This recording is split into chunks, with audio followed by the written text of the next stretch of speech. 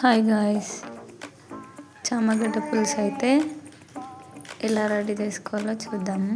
ముందుగా చామగడ్డలు తీసుకొని మంచిగా నీట్గా ప్రెస్ చేసుకొని కొన్ని వాటర్ వేసుకొని నేనైతే కుక్కర్లో అయితే పెట్టాను. కుక్కర్లో 2 విజిల్స్ అయితే పెట్టాను. స్టవ్ వెలిగించి దానిపైన కుక్కర్ పెట్టి 2 విజిల్స్ వచ్చేదానికనైతే పెట్టాను. తర్వాత ఆనియన్స్ కొంచెం కట్ చేసుకొని మిక్సీ జార్లో వేసుకొని అలాగే 2-3 పచ్చిమిర్చి వేసుకొని మిక్సీ అయితే పట్టుకున్నాను. తర్వాత స్టవ్ వెలిగించి ఒక ప్యాన్ అయితే పెట్టేసి 2 స్పూన్స్ అయితే ఆయిల్ అయితే వేసుకున్నాను. వేసిన తర్వాత కొన్ని మెంతులు, కొంచెం జీలకర్ర వేసి వేయించుకున్నాను. తర్వాత ఆనియన్ పేస్ట్ అయితే పట్టాను కదా, అది ఆయిల్లో వేసి అయితే వేయించుకోవాలి. పచ్చివాసన పోయేదాకా వేసి అయితే మంచిగా వేయించుకోవాలి.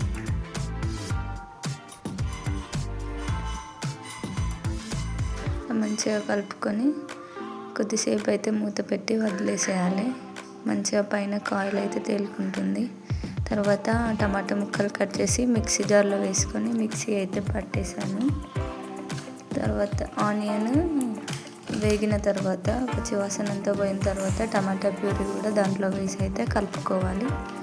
2 మంచిగా మిక్స్ చేసి కొద్దిసేపు అయితే అలానే మగ్గనివ్వాలి సిమ్లో.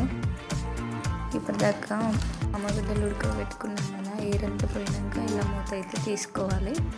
తీసిన తర్వాత మళ్ళీ ఒకసారి స్టవ్ పైన పెట్టిన మిశ్రమాన్ని అయితే కలుపుకొని తీసిన తర్వాత తొక్కలు అయితే తీసేయాలి. చామగడ్డవి మెత్తగా అయితే ఉడికిపోయాయి.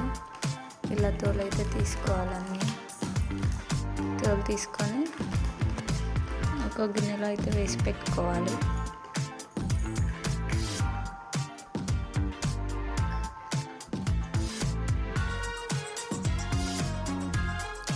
తర్వాత స్టవ్ మీద మిశ్రమాన్ని మళ్ళీ ఒకసారి కలుపుకొని ఇలా దగ్గరకు వచ్చిన తర్వాత కొంచెం పసుపు, కొంచెం అల్లం వెల్లిగడ్డ వేసుకొని అయితే కలుపుకోవాలి. మంచిగా పచ్చివాసన పోయేంత వరకు వేయించుకోవాలి. మంచిగా వేయించిన తర్వాత సరిపడంత కారం, సరిపోయేంత సాల్ట్ వేసి కలుపుకోవాలి.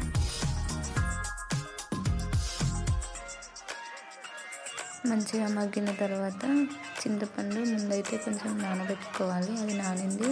మంచిగా దాంట్లో నుంచి ప్యూరీ తీసి ఈ మిశ్రమంలో వేసి అయితే మంచిగా కలుపుకోవాలి.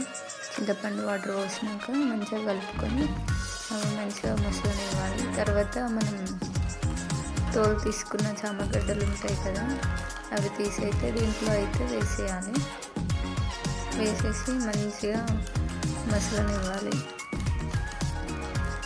సూప్ అంతా చిక్కబడుతుంది. చిక్కబడేదాకా మసలనివ్వాలి. మంచిగా మసలించుకోవాలి.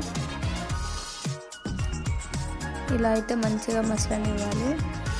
మంచిగా మసలిన తర్వాత జీలకర్ర, ధనియాల పొడి అయితే వేసుకొని ఒకసారి అయితే కలుపుకోవాలి. కలుపుకున్న తర్వాత సన్నగా తరిమిన కొత్తిమీర అయితే వేసుకొని మళ్ళీ ఒకసారి కలుపుకొని ఒక 5 మినిట్స్ ఉంచి అయితే స్టవ్ అయితే ఆఫ్ చేయాలి. ఎంతో రుచికరమైన చామగడ్డ పులుసు అయితే రెడీ అయిపోతుంది. కొంచెం అయితే బెల్లం లాస్ట్లో ఫైనల్లో కొంచెం అయితే బెల్లం అయితే వేసుకోవాలి. అంతే, చామగడ్డ పులుసు రెడీ. ప్లీజ్ సబ్స్క్రైబ్ చేసుకోండి.